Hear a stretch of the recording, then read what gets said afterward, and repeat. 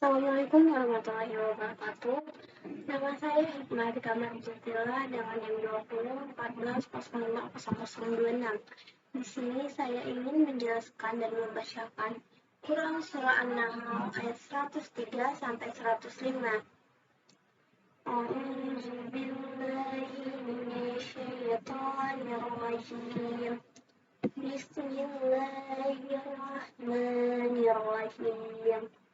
ولقد نعلم أنكم يقولون إنما يعلمه بشر لسان الذي يلحدون إليه أعجمي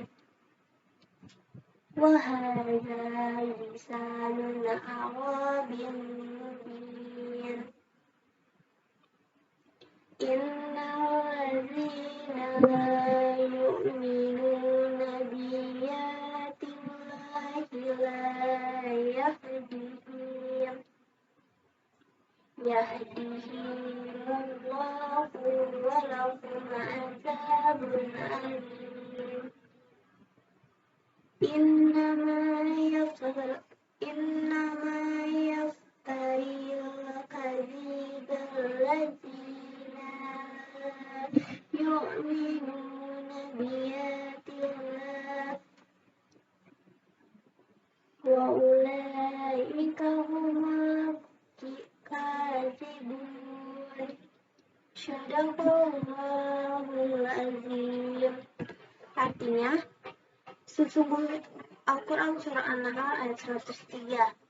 Dan sesungguhnya kami mengetahui bahwa mereka berkata, sesungguhnya Al-Quran itu diajarkan oleh seorang manusia kepadanya.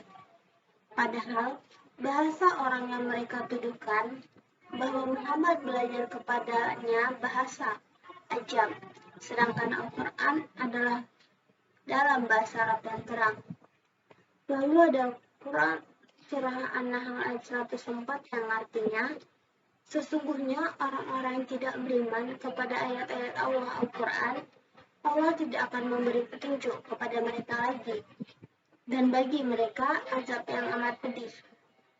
Dan Quran Surah An-Nahl ayat 105 yang artinya, sesungguhnya yang mengada-ngadakan kebohongan hanyalah orang-orang yang tidak beriman kepada ayat-ayat Allah, dan mereka itulah orang-orang yang pendusta. Lalu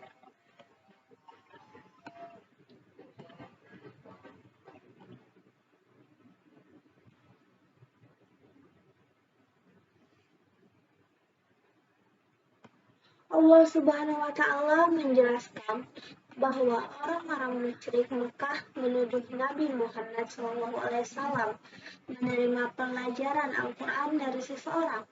Menurut mereka, orang itu seorang lelaki asing, bukan bangsa Arab, yang selalu mengajarkan kitab-kitab lama di tengah-tengah mereka. Tetapi tuduhan itu tidak benar, karena Al-Quran tersusun dalam bahasa Arab yang indah dan padat isinya. Bagaimana orang asing menciptakannya? Sampai sejauh mana orang yang bukan bangsa Arab Quraisy merasakan keindahan bahasa Arab dan kemudian menyusunnya dalam bahasa yang indah dan padat seperti Al-Quran. Apalagi kalau dikatakan bahwa orang itu menjadi pengajar Nabi. Mengenai siapa orang asing itu, bermacam-macam riwayat menjelaskan. Di antaranya ada yang mengatakan bahwa orang asing itu adalah seorang budak Romawi yang beragama Nasrani yang dipelihara oleh Bani Harami. Namun demikian dari riwayat yang bermacam-macam itu, tidak ada satupun yang dapat menjadi pegangan. Besar kemungkinan tuduhan itu hanya tipu muslihat orang-orang musyrik yang sengaja dilontarkan kepada Nabi SAW dan kaum muslimin. Pemimpin-pemimpin Quraisy yang berpegangan ke Syam, Syria, sedikit banyaknya yang sudah mendengar isi kitab Taurat dan Injil. Karena hubungan mereka dengan orang-orang ahli kitab karena Al-Quran memuat isi Taurat.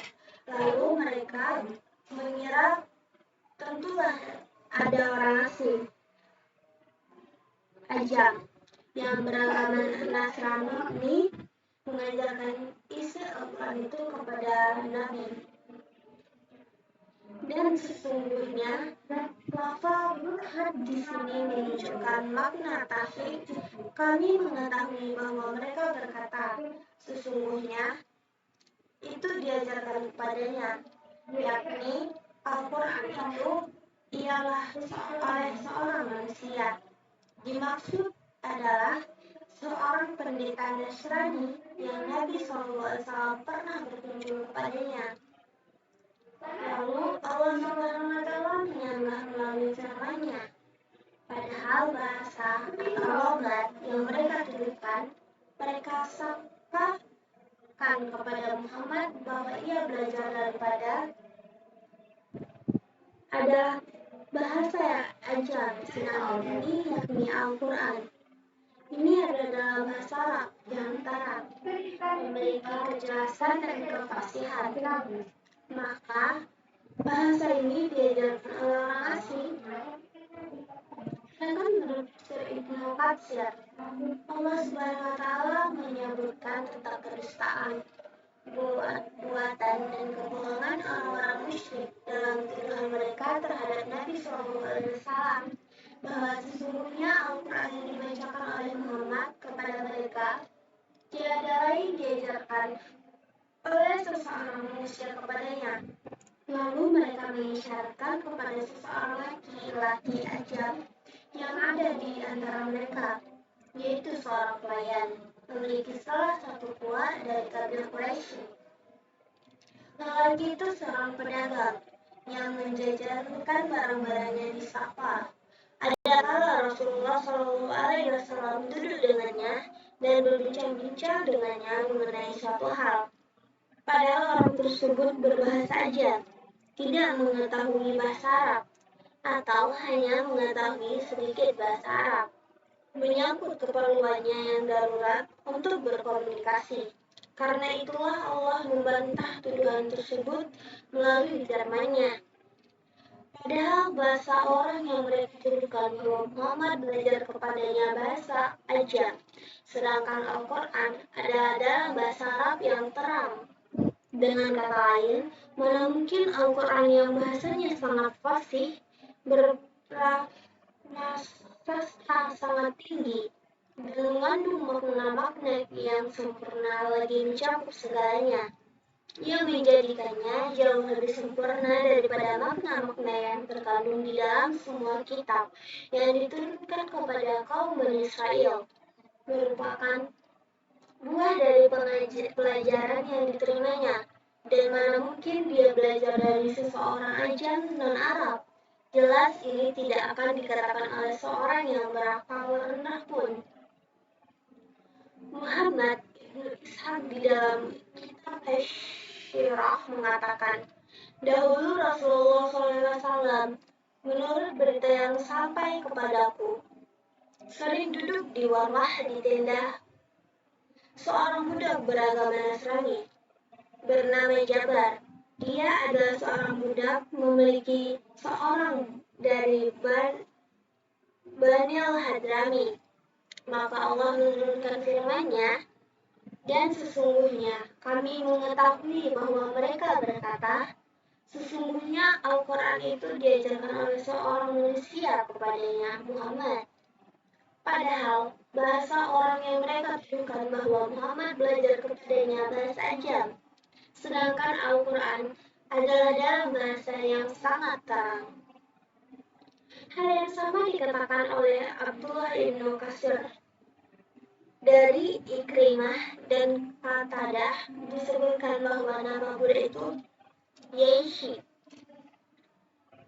Ibnu Jarir mengatakan telah menceritakan kepadaku Ahmad ibnu Muhammad At-Tusi telah menceritakan kepada kami Abu Amir telah menceritakan kepada kami Ibrahim ibnu Tuhman dari Muslim ibnu Abdullah Al-Malai dari Mujahid dan Ibnu Abbas yang mengatakan bahwa Rasulullah SAW pernah mengajarkan kepada seseorang penyanyi di Mekah namanya Bal'am. Padahal dia berbahasa ajam. Orang-orang musyrik melihat Rasulullah SAW sering mengunjunginya. Lalu mereka mengatakan, sesungguhnya dia diajari oleh Ba'lam. Maka Allah menurunkan firman-Nya, sesungguhnya kami mengetahui bahwa mereka berkata, sesungguhnya Al-Quran itu diajarkan oleh seorang manusia kepadanya. Padahal bahasa orang yang mereka tuduhkan bahwa Muhammad belajar kepadanya bahasa ajam, sedangkan Al-Quran dalam bahasa Arab yang terang. Lalu Az-Zahab Ibnu Muzahim mengatakan bahwa budak lelaki tersebut adalah Salman Al-Farisi. Tetapi pendapat Az-Zahab ini lemah, karena ayat ini adalah ayat Makkiyah, sedangkan Salman baru masuk Islam di Madinah.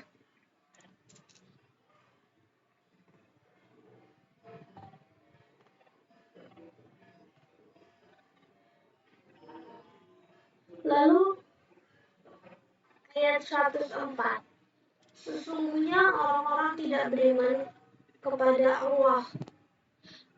Allah tidak akan memberi petunjuk kepada mereka, dan bagi mereka azab yang pedih, azab yang sangat menyakitkan. Lalu ayat 105 yang artinya itu sesungguhnya yang mengada-ngada kebohongan hanya orang-orang yang tidak beriman kepada ayat-ayat Allah, dan mereka itulah orang-orang yang berdusta.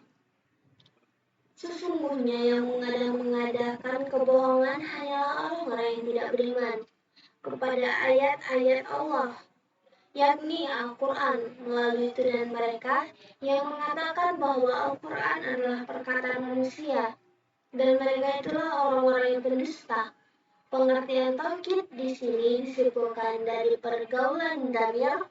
Ayat ini merupakan sanggahan terhadap perkataan mereka sebagaimana disitir oleh firman-Nya yang lain, yaitu sesungguhnya kamu adalah orang yang mengada-ngada saja. Quran Surah An-Nahl ayat 101. Mungkin hanya sekian penjelasan yang dapat saya jelaskan tentang Quran Surah An-Nahl ayat 103 sampai 105. Assalamualaikum warahmatullahi wabarakatuh.